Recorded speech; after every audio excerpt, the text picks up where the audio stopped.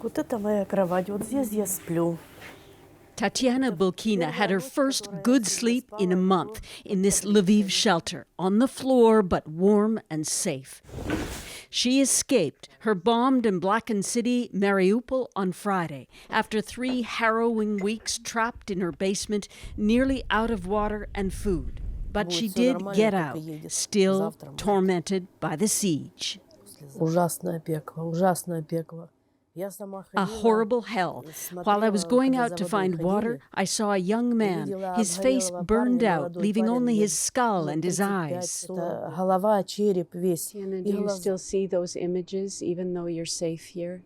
Ну, его не забудешь. Не забудешь ничего. It's impossible to forget.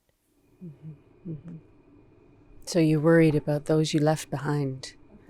За всех людей переживаю. I'm worried about everyone. I left my husband, my son, and I'm afraid they could die. Я боюсь, чтобы они... Russian troops are everywhere in the city, Tatiana confirms. Soldiers' bodies lying in the streets. No one has buried them. Russia demanded Mariupol surrender by dawn Monday. That was rejected flat out by Ukraine's leaders. They can destroy the whole country and kill all citizens, all population. That's the way to win. We never give up.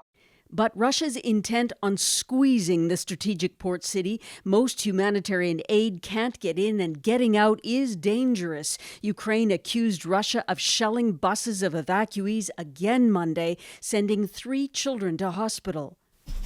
Tatiana had 10 minutes to leave her home. She took her ID and a coat, said goodbyes to her family, and drove out with a local priest. With internet and cellular service cut, she hasn't heard from them since. And Tatiana, what do you think about the Russians who did this to your city? Идиоты, идиоты. Idiots. They didn't spare people, children, not buildings, nothing. They don't have any humanity. She had to leave her cat behind, too. A surrogate, here at the shelter, is a rare comfort. Mariupol, cut off and suffering, is a crisis.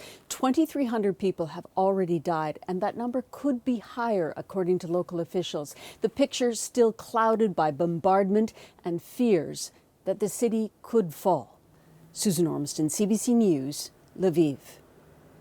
Let's take a closer look at Mariupol and why it's been the focal point of such relentless attacks.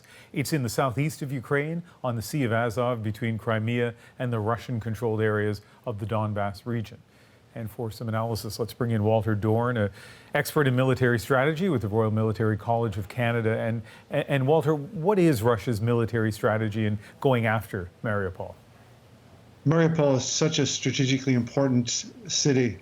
It forms the land bridge between the stronghold in eastern Ukraine and Russia and Crimea, where the Russian Navy has had bases for over 2 centuries. So this city stands to link those two together, and when they can create the combination of forces, they'll be much more powerful. And what about this strategy of Russia's? Why are they trying to create a siege here and just batter the city, including civilian targets? Yeah, the motivations are hard to understand, but it could very well be that they're trying to show an example to the rest of Ukraine that if you do resist, then you will suffer this kind of pain and damage, this heart-wrenching scenes that we see out of Mariupol. And I hate to use the word win, but do you think the Russians will win, at least in this city?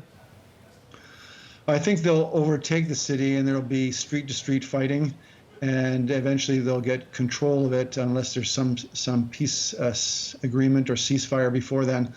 But right now it looks like Russia has the advantage, and it's just demolishing that very historic and important city. All right, Walter, thank you very much. Thank you, Ian.